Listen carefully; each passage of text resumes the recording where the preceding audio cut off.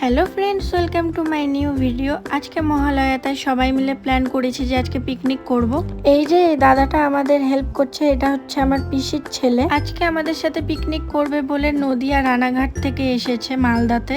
দুদিন আগেই আমরা প্ল্যান করেছি, আর প্ল্যান করার সাথে সাথে দাদাকে জানিয়ে দিয়েছি, কারণ সবাই মিলে পিকনিক করার মজাটাই আলাদা। এদিকে আমরা কাজ করছি আর ওইদিকে আমার দুটো দাদা বক্স সেট করছে, কারণ মহালয়ায় গান না বাজালে মজা হয় না। তোমরা ভিডিওটা দেখতে থাকো বন্ধুরা।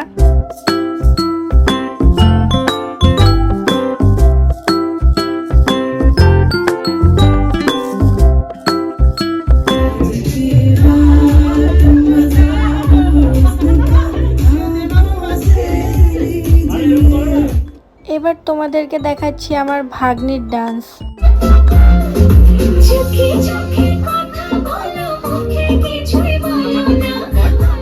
ওইদিকে সবাই ডান্স করছে আর এদিকে আমরা সবকিছু রেডি করে রাখছি রান্নার জিনিসগুলো। দেশি মুরগির রান্না করা হয়ে গেছে, আর এবার আমার বাবা আর মা মিলে করবে খাসির মাংস।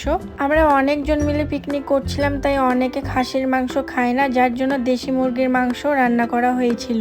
তো আমার বাবা রান্না করা শুরু করে দিয়েছে, তোমরা দেখতে থাকো।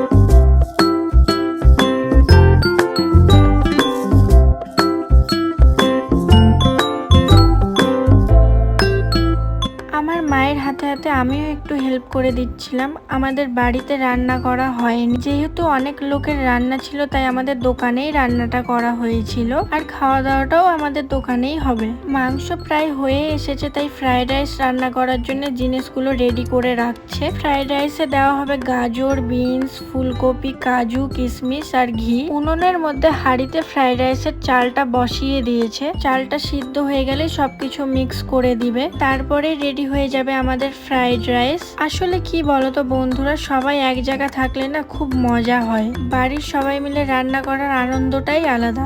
এদিকে আমাদের ফ্রাইড রাইস রেডি হয়ে গেছে, আর খুব সুন্দর একটা সেন্ট আসছিল। রান্না রেডি হতে হতে রাত 12:30 বেজে গেছিল, তাই বাচ্চাগুলোরও খিদে পেয়ে গেছিল।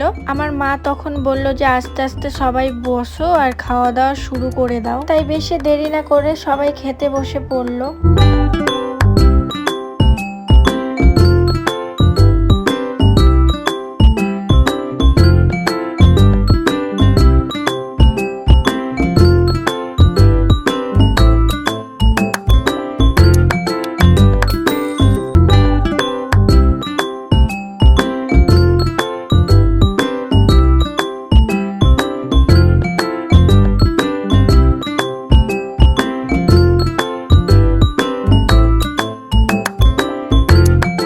ফ্রাইড রাইসের সাথে মাটন হলে আর কি লাগে। খুব সুন্দর টেস্ট হয়েছিল খাবারের সাথে, একটু পাঁপড় ভাজাও ছিল আর মিষ্টিও ছিল লাস্টে। মাটনের পিসগুলো দেখছো কি দারুণ না?